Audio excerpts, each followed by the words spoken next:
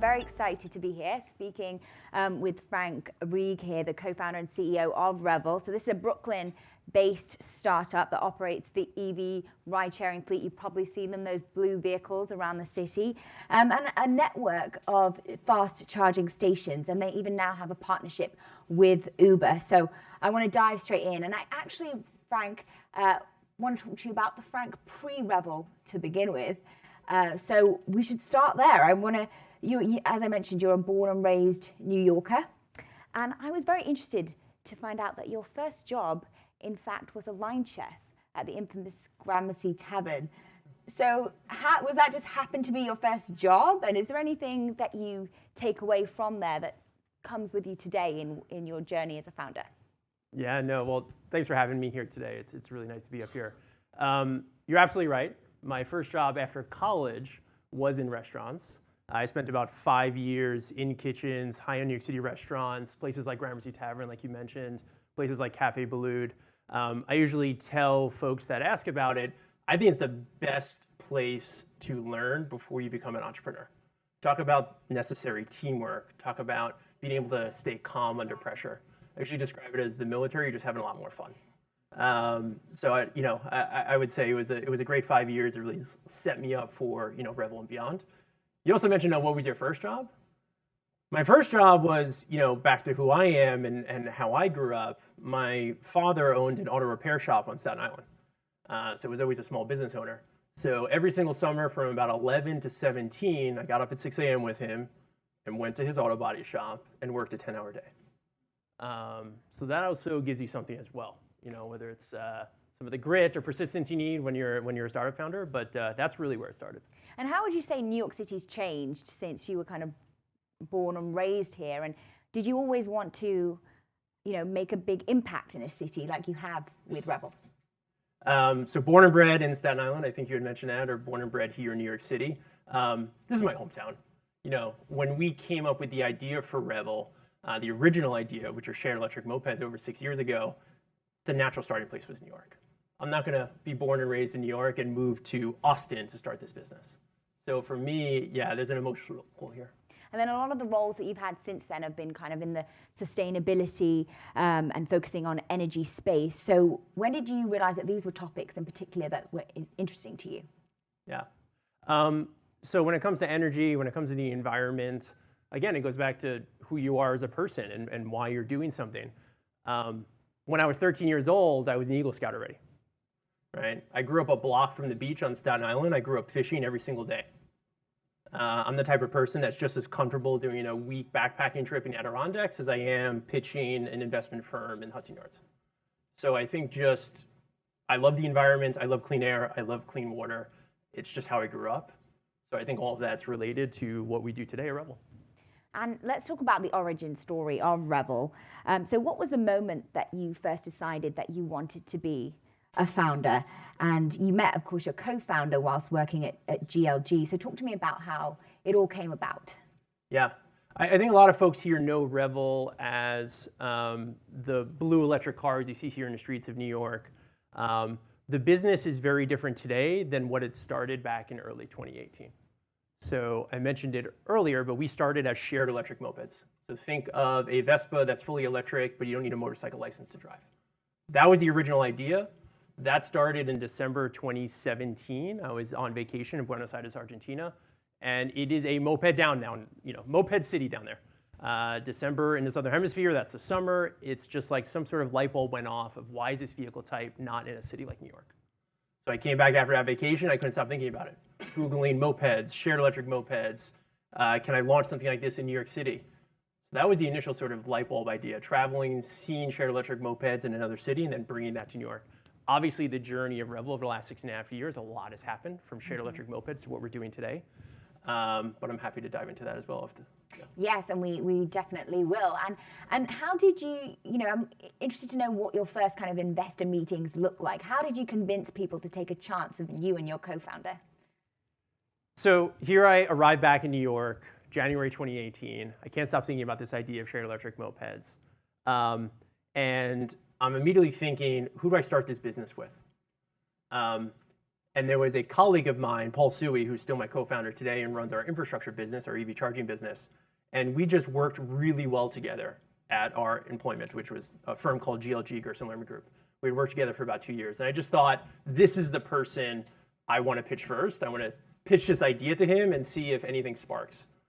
And sparks definitely flew in terms of just, this is something that's really interesting. Let's talk about it more. It got to the point by April 2018, we were ready to quit our jobs. We had an investor deck, a very badly put together one, but there was an investor deck. We had talked to each other about, okay, you have $40,000 in savings, I have $40,000 in savings. Let's put this into an account. Let's quit our jobs and let's go do this. We need to raise, $250,000 million to really launch this business. So we went from $80,000 in account by April to raise $1 million from 57 different people by July of 2018. So that was, imagine if you have 57 yeses, that's a lot of no's. Yes, that's another way to look at it, right?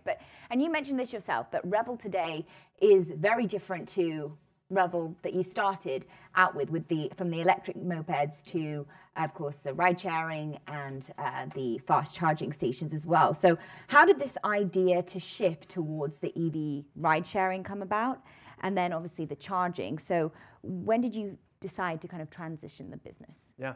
So very quick story. We went from launching 70 mopeds in the streets of Brooklyn in 2018 to by 2020, we had raised a seed round, a Series A. We had scaled the business to about 6 markets here in the US, 6,000 mopeds across the United States. And that's what the business was from 2018 to 2020. When we were scaling that business, going from just New York City to now launching San Francisco, launching Washington, DC, going from 70 mopeds to 3,000 mopeds here in New York, the biggest barrier to us scaling was access to power in the grid. Literally, I couldn't launch San Francisco. We had to delay our launch in Miami. We had to delay our expansion in New York City because I couldn't find any warehouses, any locations where there was enough power coming into that warehouse or that industrial site that I could charge several hundred moped batteries at once. I couldn't find anything, nothing. So it just sparked new ideas around, okay, everyone's talking about this massive transition over the next 10, 15 years where every single bus, truck, car is going to be electric, and I can't find one spot in these cities with enough access to power in a grid to charge moped batteries. Light bulb went off. There's something here. And then as you start to dig into it, you realize what the issue is, which is the grid is so constrained. And in city environments, you have a grid that's so constrained, but then you add in the fact that to build anything in city environments, when you're talking about infrastructure, so I'm talking about charging infrastructure now, it's very expensive. So if you're going to put that capital investment into something, which is building charging infrastructure, it better be utilized a lot. You better be generating a ton of revenue, or else it just doesn't make sense to build. So that's why we sort of realized this, and okay, if we're going to build charging infrastructure, or if we're going to solve this chicken or egg problem, we have to bring some sort of capital utilization alongside that build out of charging infrastructure. So for us, by far the biggest mobility product in any big city is rideshare, right? Not even close. It's a $10 billion market just in New York City.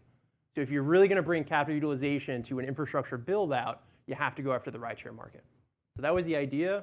We started with a pilot with the largest fast charging site in New York City in Bed-Stuy, Brooklyn in summer 2021, 25 fast charging plugs, paired that with 50 EVs as part of a pilot, and proved it really works. Ended up raising a Series B.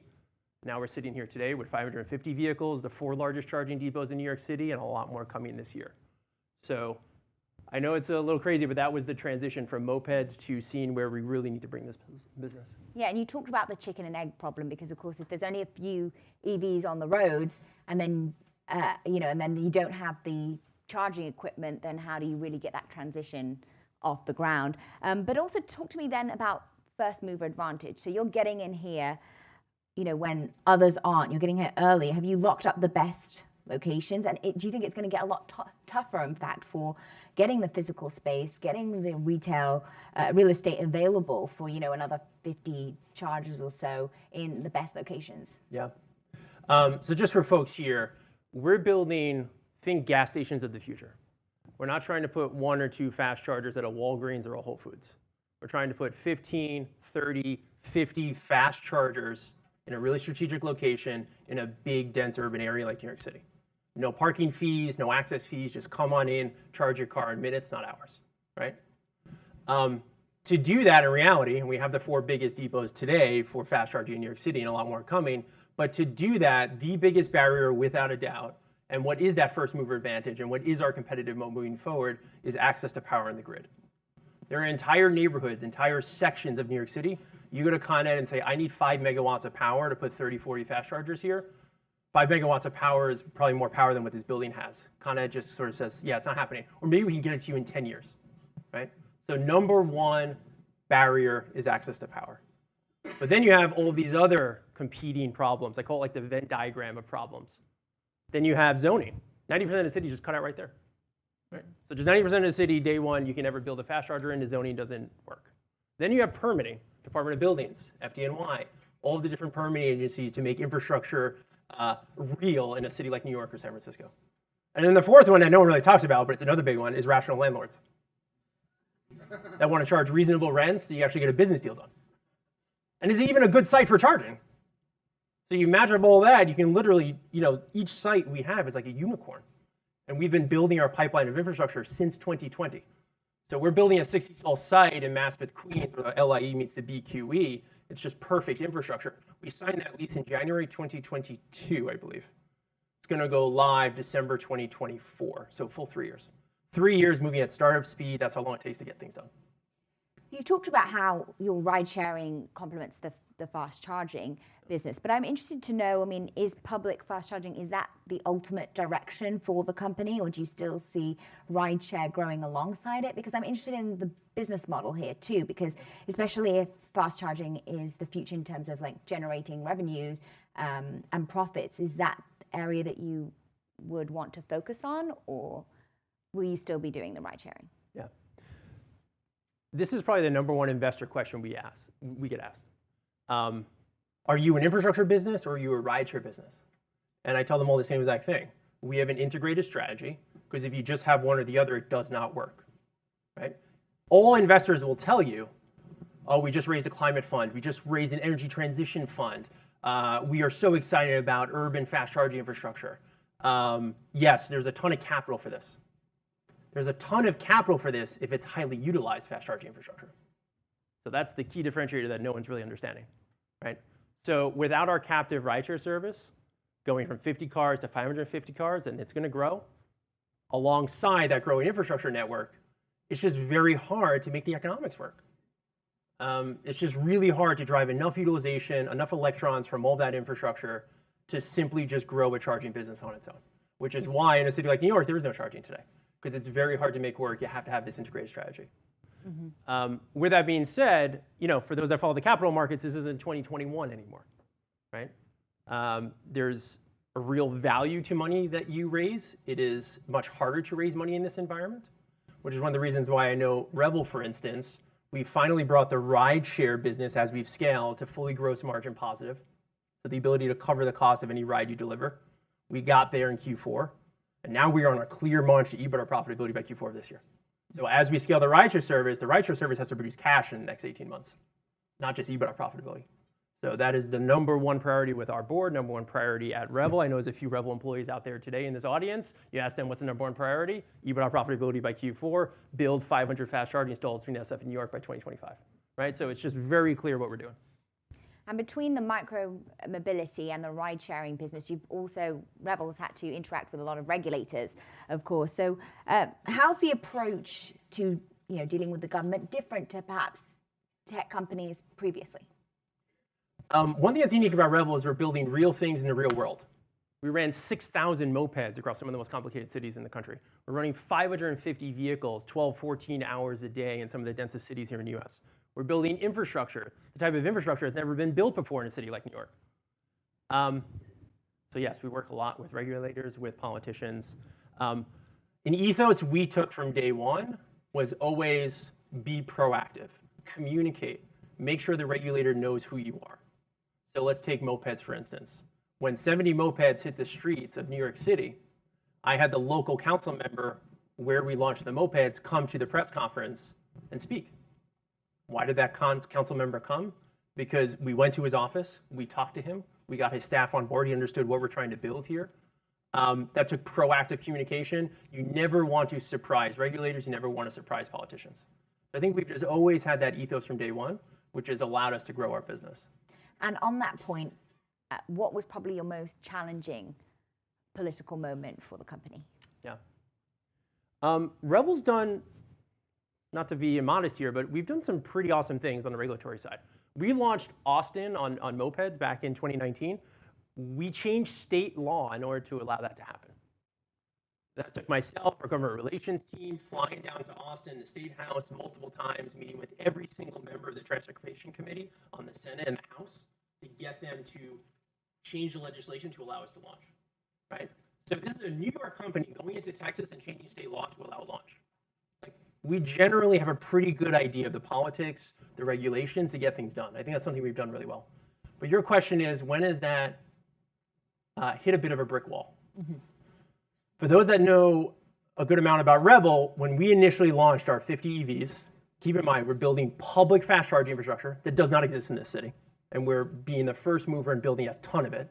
We're building public fast charging infrastructure. It's what every regulator and politician says they want. We're employing drivers. We employed every driver to date. And all of the charging infrastructure is publicly available, right? And all the EVs are for rideshare EVs. Okay.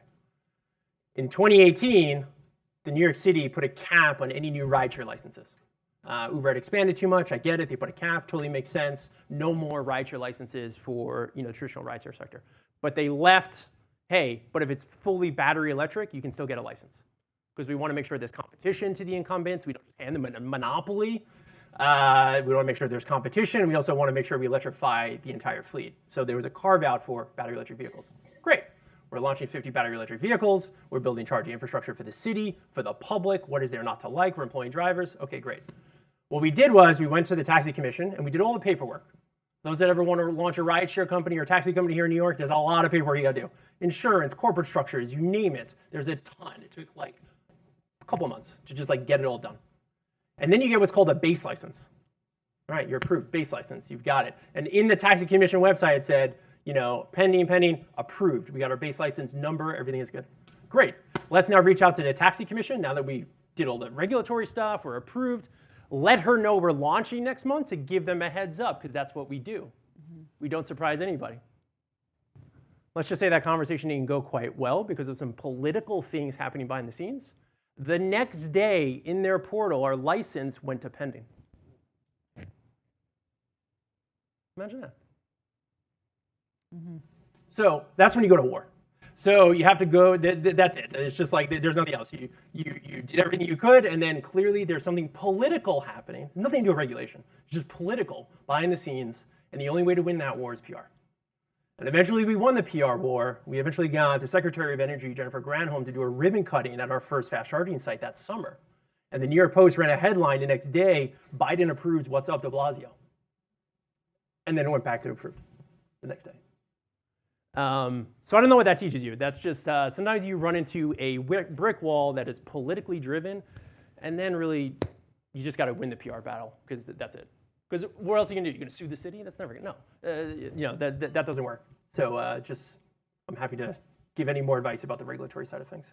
Well, you do actually have the regulators in New York City on your side at present, of course, with New York City being the first city in the country, I believe, to put in a mandate that by 2030 the EVs all have to electrify. So what does that mean? How is that going to impact Revel? Yeah. So the politics have clearly changed. A new administration. The Adams administration is the first city in the U.S. to mandate all rideshare has to be electric by 2030, which is incredible.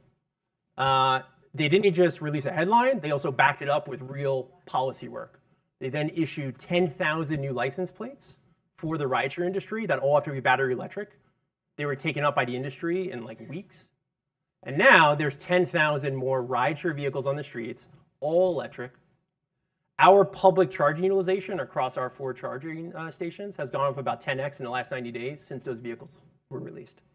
Now I have folks like Uber, who we announced about 2-3 weeks ago with Bloomberg, coming to us and doing a charging partnership where essentially they're backstopping utilization across our next several hundred stalls that we're building out which allows me to be able to raise money easily and actually go build the stalls. So because of this regulation, 2030, all electric, then they actually do something, release 10,000 license plates. This is accelerating the whole industry. This is exactly how government regulation is supposed to work. It's fantastic. It's awesome. So do you think the city can achieve that goal? Absolutely. Yeah. And you refer to it just now. Bloomberg's Natalie Young spoke to Revel about the new partnership with Uber, of course, and accelerating the EV infrastructure in the city. So can you describe that partnership both in terms of what it means, of course, for Revel, but also what it means in terms of working with Uber, which in terms of ride sharing, a competitor also. Yep. So just a little background on infrastructure and financing of infrastructure. Typically, if you're going to build, let's say, a power plant or a transmission line, you're going to get a 30-year power purchase agreement from the utility saying, if we build this, you're going to pay us money for that energy. An investor can see that. They understand where the revenue is coming from. Okay, we understand what it costs to build this. Got it. Here's the money to go do it. It's just very clear. Right? In the charging world, that doesn't exist. You're going to build this network of fast charging infrastructure and hope enough utilization and revenue comes. So that's what's so amazing about the Uber deal. Because Uber could have looked at this 2030 mandate and said, hell no. We don't want to do that. Sue the city. No, they've done the complete opposite. They said, okay, we're going to lean into this. We're going to partner with companies like Revel. We're going to help them get enough utilization and revenue in their next several hundred stalls to accelerate even more electrification in the city.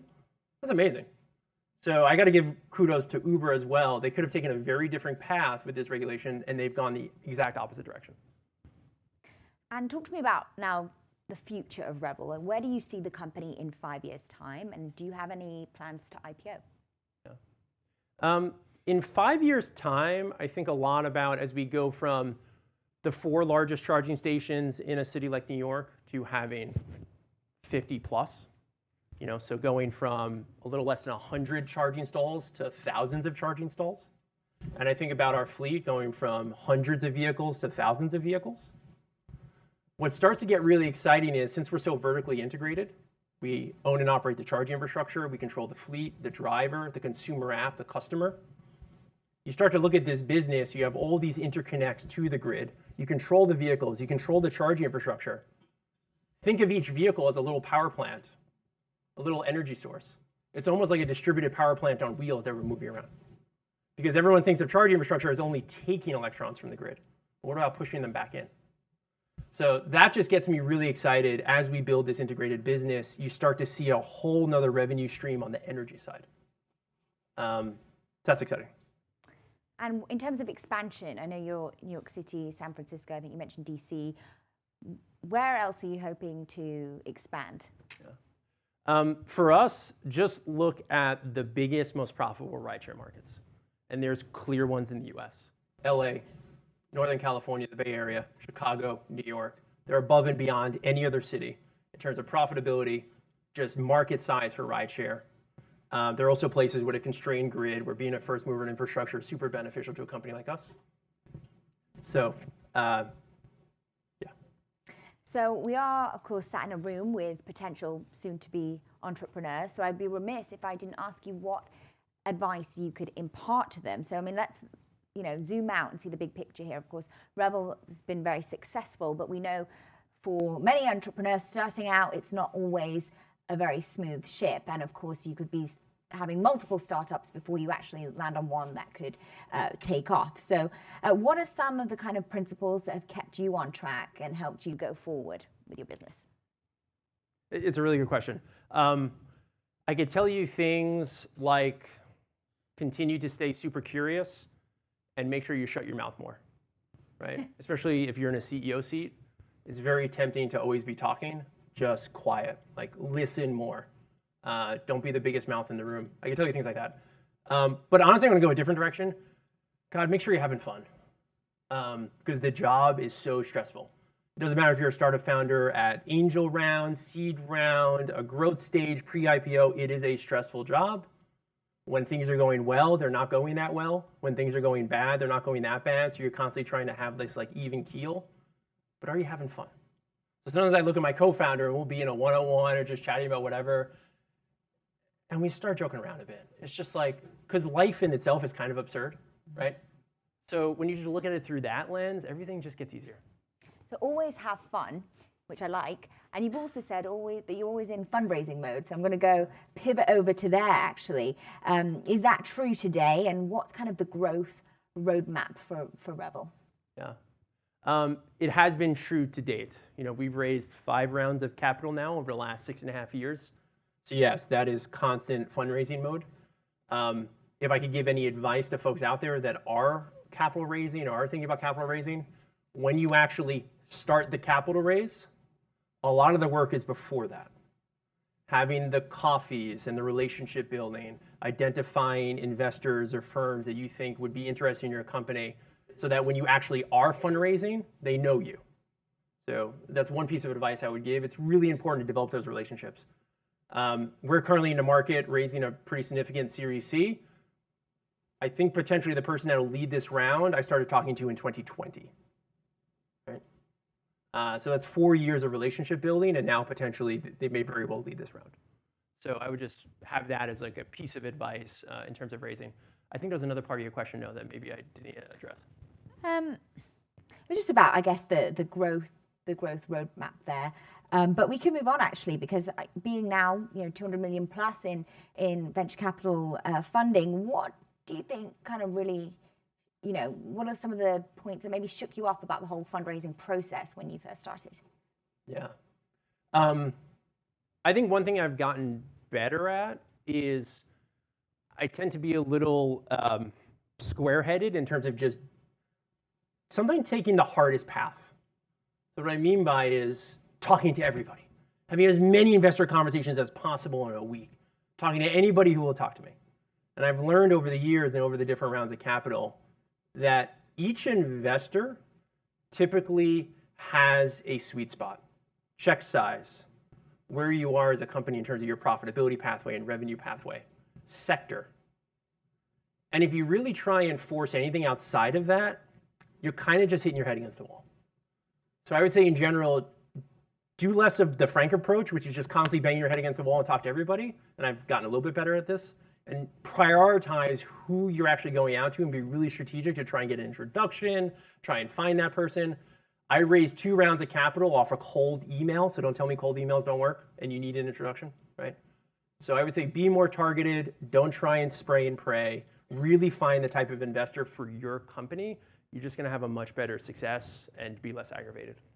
And how do you think about the traditional types of venture capital fundraising versus corporate or institutional investors? I would say on the corporate side, every corporate investor that has invested in Revel, the initial relationship was an introduction from either an existing investor or something else. It's hard to break the corporate veil on investing if you don't have some sort of warm intro. If they're not a corporate investor and they're more just a BlackRock type, right? BlackRock led our Series B.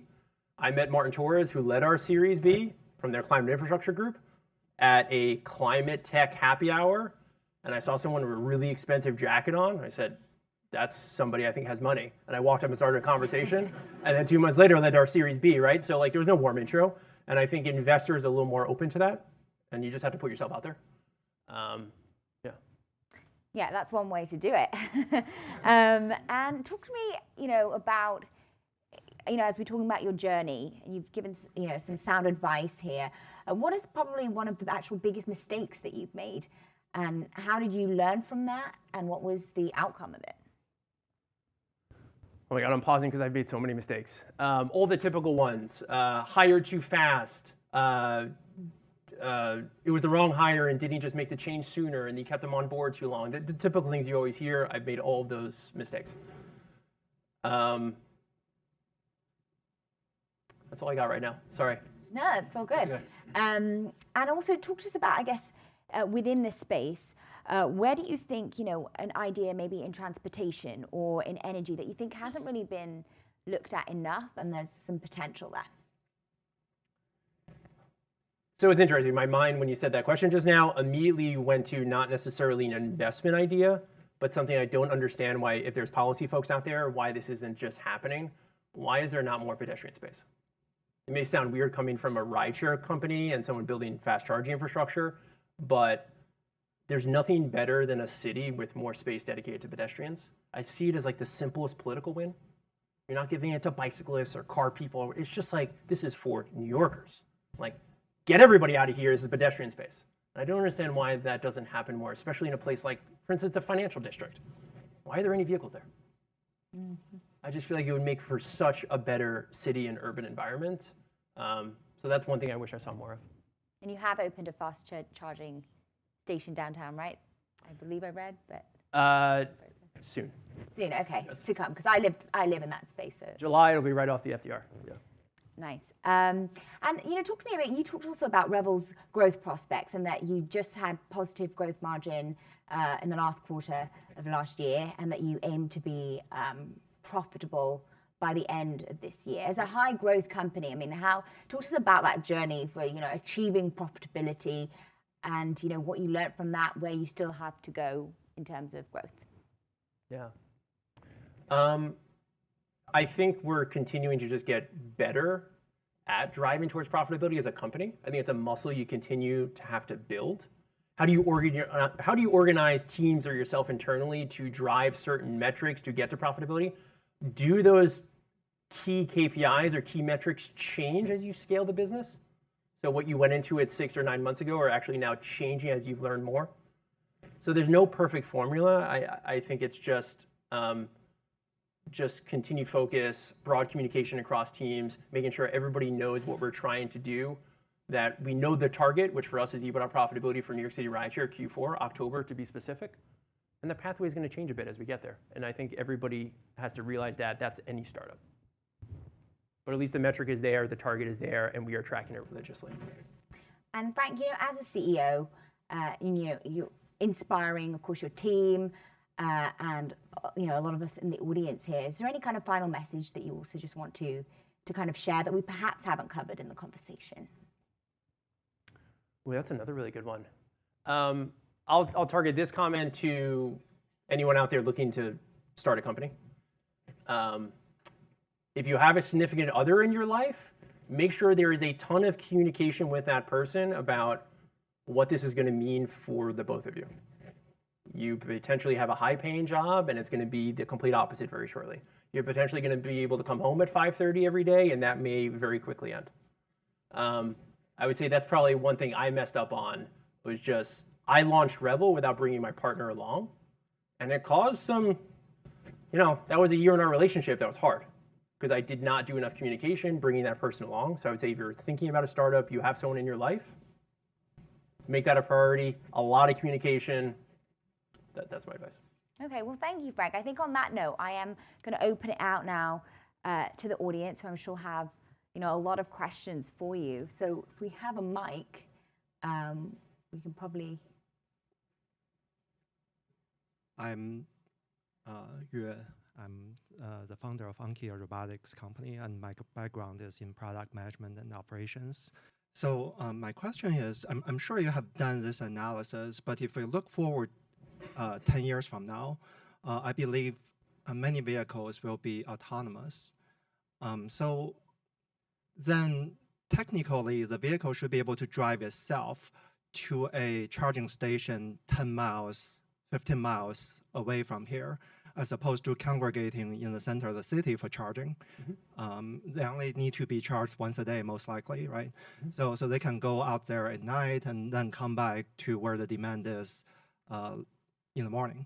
So why invest heavily in downtown or a very costly charging infrastructure in the middle of the city today?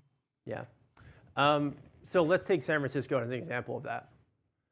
The entire Bay Area right now is essentially zoning out any autonomous fleet depots whatsoever.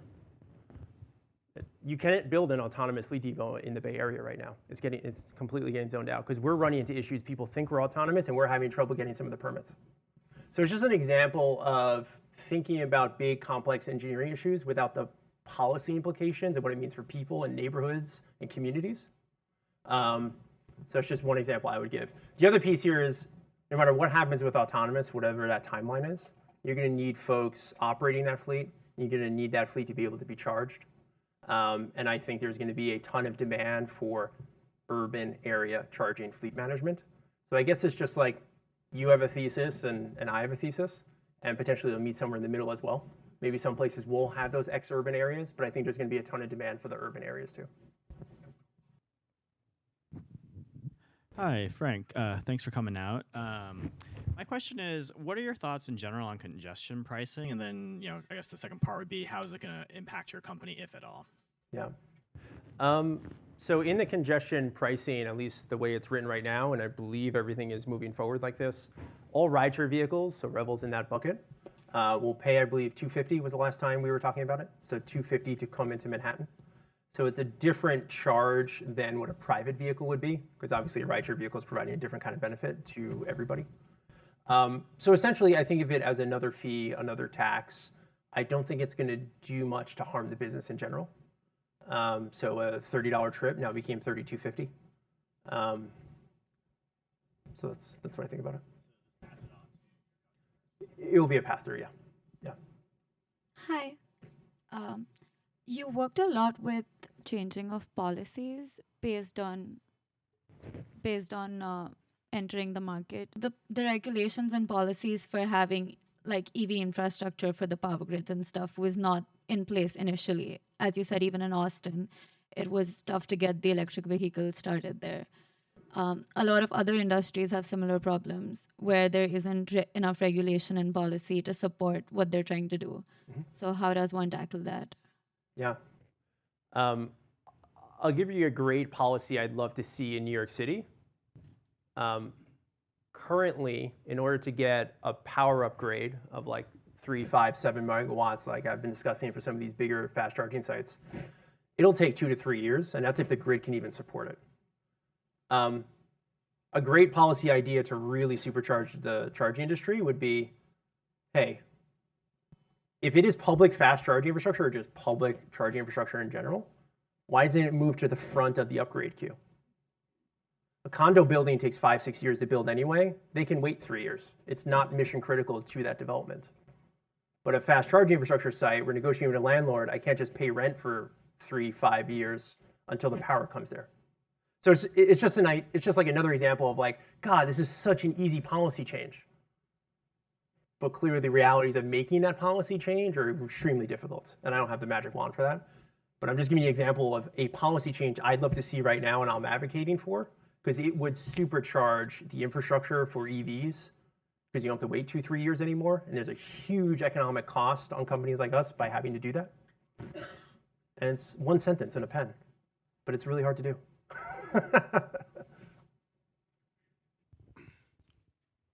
Hey, I have a question too. I read an e-board, so I really like to hear that comment about all electric here in New York.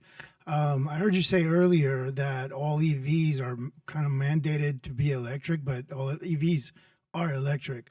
So I think that maybe the wrong term was used there for what is supposed to be all electric 2030. So the rideshare industry, so Uber, Lyft, Revel. Ride shares. Yeah, sorry if I wasn't specific. All right. That industry has to be electric by 2030. And so like in 2030, then what is NYC going to look like?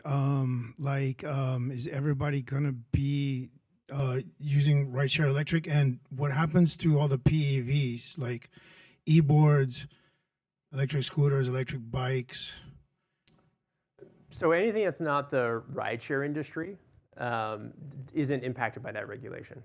So it's simply the rideshare industry. So think of any time you take an Uber, Lyft, Revel. Obviously, Revel's already all electric.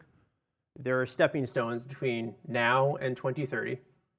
And by 2030, the entire industry has to be 100% electric. So it doesn't touch anything about e-boards or e-bikes or anything like that. Right. But if they try to ban like e-boards from the train, then that's like a last mile vehicle. Like I know that it's not related to but all EVs are EVs, including automobiles. And when you don't have a car that is being occupied or just driven by one passenger, and it's being ride shared instead, that's a net plus for the congestion and for the environment. No argument here. That's it. Yeah. Okay, I have a question about the electrical charging stations. When you talk about building them, is it just for your company, or are you going to share it with other companies, other electrical vehicle companies? So all the sites we're building are totally publicly It's going to available. be public. Yeah, Okay. completely publicly available. Other companies can use it. You can use it if you have an EV. So totally publicly available. Yeah, hi. What electric car vehicle companies do you partner with? A single company or multiple companies? Are you talking about in terms of companies that we acquire our fleet from, or are you talking about companies that charge our stations? Oh, okay. So currently today we have about 500 Teslas. That's a mix of Model 3s and Ys. And we recently introduced about 50 Kia Niros. So that's the fleet currently. Toyota also has a seat on our board and is a large investor. So you can imagine potentially where the fleet is going in the future. Thank you for sharing with us your story of how you worked at Gramercy Tavern. I was just there.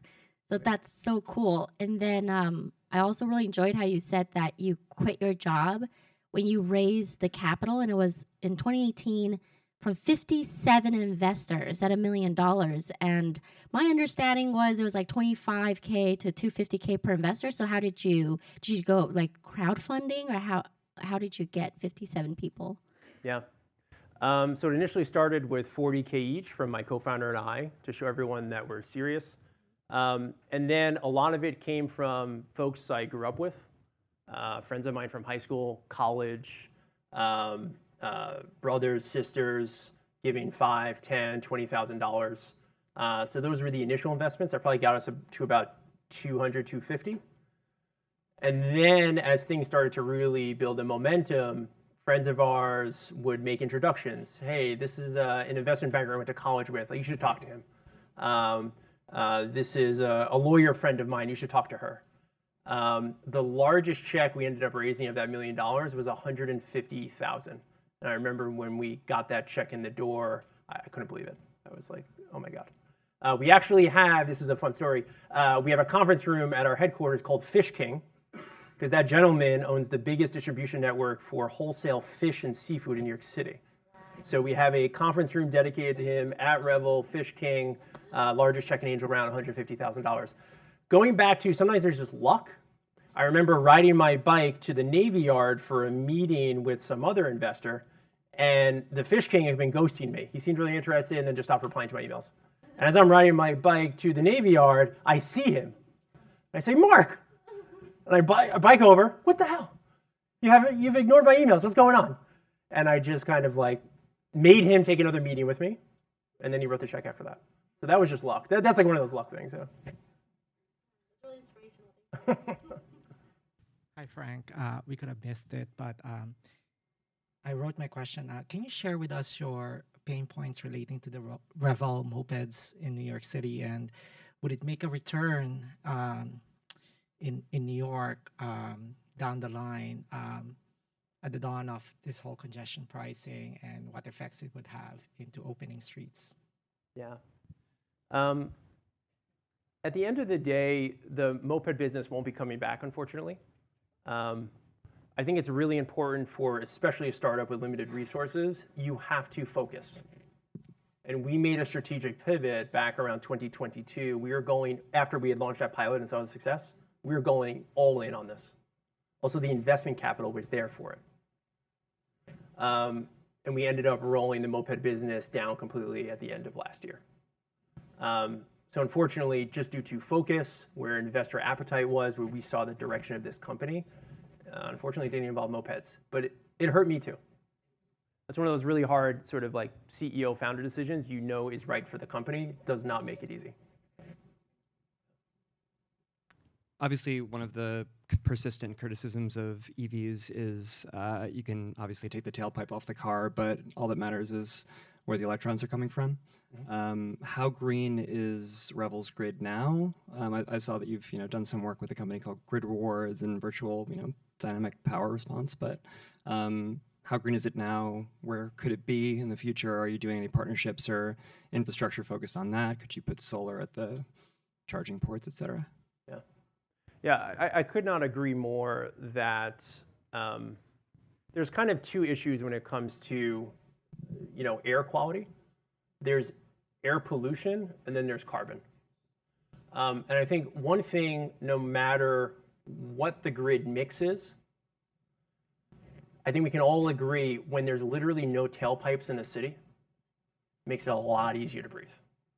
Even if potentially that grid mix isn't perfect or 100% renewable, but at least the air pollution is somewhere outside the city and not just choking all of us in July and we can barely breathe. So I get really excited even today when I think about a city that is truly all electric, that truly has no tailpipes. It'll kind of be like those 2 weeks during COVID where like you could breathe and the air was clean. Hopefully we can do without the COVID part. That gets me really excited. Yeah. With that being said though, we are continuing to explore buying RECs and all these other things because it is important to us. There's a question over here. So as someone from Staten Island, would you say it's sustainable to have EV vehicles by 2030, considering in Manhattan you can jump on the subway, get anywhere, it's more of just convenience to call an Uber or a Revel. Do you think it's sustainable? And then my second question is congestion pricing. The small trucks, they're going to charge $24 to come in the city. A lot of these are probably blue collar workers. Would you advocate that it's fair, or do you think that's too expensive just to come in the city just to do a repair below 60th Street? Yeah. In terms of the congestion pricing piece, I'm really not an expert on that. I don't know all the breakdown, so I can't really comment. On the first piece, I will say if there's a borough that should be all electric even faster, it's probably Staten Island, simply because the majority of the population there actually has access to garage and at-home charging. Whereas someone in Brooklyn, Queens, Manhattan, no, you need public DC fast charging or else there's literally no way to charge your car. So if anything, I'd say where I'm from, they should transition even faster.